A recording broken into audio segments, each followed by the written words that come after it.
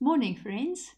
Praying to our just and righteous Father, we read Amos 5, verse 24.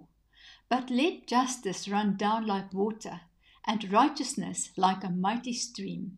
Please pray with me. Father, we thank you that you are a just and righteous God. Search our hearts, O Lord, and know our hearts. See if there is any anger or deceit in us.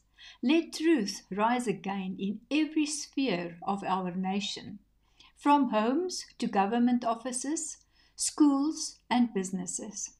Expose corruption and cleanse systems built on deceit. Let justice flow like a mighty river, refreshing the oppressed, guiding leaders and inspiring citizens to honor your ways. Raise up reformers and servants who act in mercy and truth.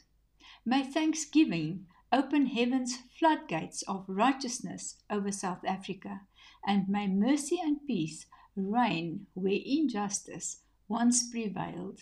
Amen.